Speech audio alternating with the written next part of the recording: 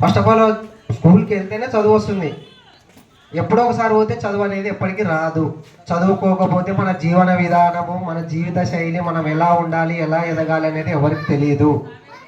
So first of all ఇక్కడ కూర్చొని కుర్చీల మీద ఎంత ప్రశాంతంగా మాట్లాడుకోగలుగుతున్నాము, మనకి ఇంత స్వేచ్ఛ స్వాతంత్రం ఉంది అంటే అది కల్పించిన వ్యక్తి డాక్టర్ బిఆర్ అంబేద్కర్ గారు ఒకరే. అప్పట్లో 2 గ్లాస్ వాటర్ సిస్టమ్ అనేది ఒకటి ఉంది. 2 గ్లాస్ వాటర్ సిస్టమ్ అంటే మనం ఎప్పుడైనా ఒక హోటల్కి వెళ్తే లేదంటే టీ స్టాల్కి వెళ్ళినా మన గ్లాస్ మనం తీసుకొని కడుక్కోవాలి, కడిగి అక్కడ పెట్టేయాలి. అది మనకొక్కరికే కాకూడదు, మారుమూల ప్రాంతం ఊరి చివరిలో ఉండాలి.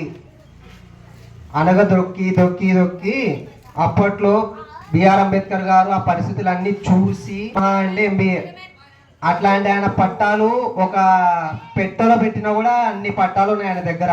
అన్ని పట్టాలు చేసి వివిధ దేశాలకు వెళ్ళి ఈ పరిస్థితులను చూసి ఇది సరికాదు, 1947 స్వాతంత్రం వచ్చిన తర్వాత మనకంటూ మన జీవిత విధానానికి అంటూ ఒక జీవన శైలి ఉండాలి అని 1947 స్వాతంత్రం తర్వాత ఆయనతో పలు ప్రముఖులతో కలిపి ఒక రాజ్యాంగాన్ని ఏర్పాటు చేయాలని కోరారు.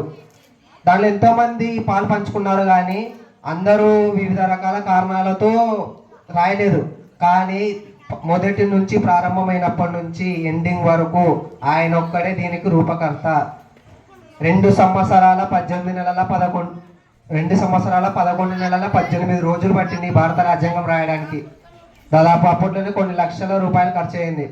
దీనిలో రకరకాల ఆర్టికల్స్ ఉన్నాయి, 12 షెడ్యూల్స్, ఇప్పుడు 8 షెడ్యూల్స్ ఉన్నాయి, 300 పైన ప్రకటనలు ఉన్నాయి.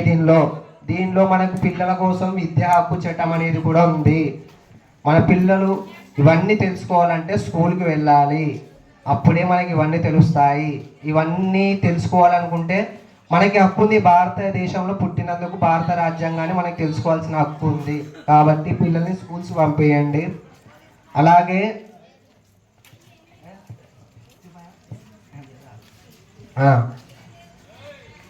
ఈ చెప్పిన 2 గ్లాస్ వాటర్ సిస్టమ్ అనేది ఇప్పుడు మనం ఇంత ధైర్యం కూర్చున్నామంటే ఆయన ఇచ్చిన హక్కు.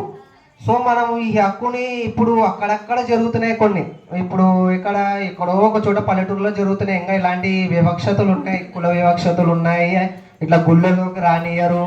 తమిళనాడులో రీసెంట్గా న్యూస్ జరిగింది, ఒక దళిత మహిళ గుళ్ళోకి వచ్చిందని ఆమెను రానియలేదంటే అక్కడ ఉండే సీఎం ఒక స్కూల్లో ఒక దళిత మహిళ వంట వండిందని పిల్లలందరూ ఇంటి దగ్గర నుంచి క్యారెట్ తెచ్చుకున్నారు.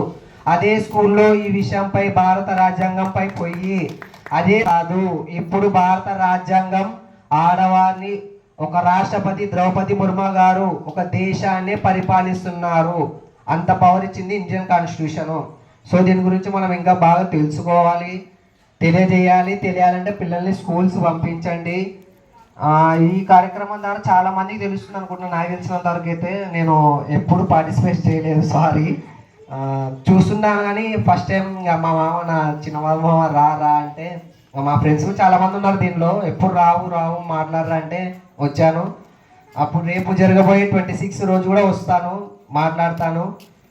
ఇంకా ఇలాంటివి ఏమన్నా అంటే ముందర తీసుకెళ్దాం, ఇస్తేనే మనకు స్వేచ్ఛ లభిస్తుంది, ప్రశ్నిస్తేనే జవాబు దొరుకుతుంది. ఇవన్నీ తెలియాలంటే భారత రాజ్యాంగం చదవాలి. రకరకాల హక్కులు ఉన్నాయి. ఒక క్రిస్టియన్కి బైబుల్ ఎంత ముఖ్యమో, ఒక ముస్లింకి ఖురాన్ ఎంత ముఖ్యమో, ఒక హిందువుకి భగవద్గీత ఎంత ముఖ్యమో, భారతదేశంలో ఉండే వాళ్ళకి వీటినన్నిటితో ఎంత పవిత్రమైన గ్రంథాలు, అలాగే అన్నిటికీ ఒకే ఒక పవిత్ర గ్రంథం భారత రాజ్యాంగం, the most powerful Indian constitution. So పిల్లలకి చెప్పండి, తెలియజేయండి. పెద్దలు కూడా కాయో కష్టం చేసుకొని కానీ 10th అయినా పర్లేదు, ఇంటర్ అయినా పర్లేదు, డిగ్రీ అయినా పర్లేదు, చదువుకుంటే ఉద్యోగాలు వస్తాయో రావో అది next thing. First of all జ్ఞానం వస్తుంది, మనని ఎవడు మోసం చేస్తున్నాడు, ఎవడు మనని ఇది చేస్తున్నాడు. ఇప్పుడు ఫోన్లో ఫోన్ చేసి ఓటీపీ చెప్పండి అంటే తెలియని వాళ్ళు చెప్పేస్తారు, అలా మన అకౌంట్లో ఎంత కట్ అవుతున్నాయి, మన డేటా ఎక్కడ పోతుందని ఎవరు తెలియదు. ఫస్ట్ ఆఫ్ ఆల్ అది తెలియాలంటే చదువుకోవాలి, మన జ్ఞానం కోసం అన్న చదువు ఉండాలి. సో ఇలాంటివన్నీ తెలుసుకోవాలంటే ఫస్ట్ ఆఫ్ ఆల్ మన జ్ఞానం అనేది ఉండాలి. దాన్ని భారత రాజ్యాంగంలో ఒక చట్టం చేసి పిల్లల్ని చదువుకోవాలని ఒక చట్టం, ముఖ్యమైన చట్టం ఉంది దీనిలో. సో కాబట్టి మీరు ఇవన్నీ కృషి చేస్తారని కోరుకుంటున్నాను. ఇలాంటి అవకాశం ఇచ్చినందుకు పెద్దలందరికీ ధన్యవాదాలు. జై భీమ్.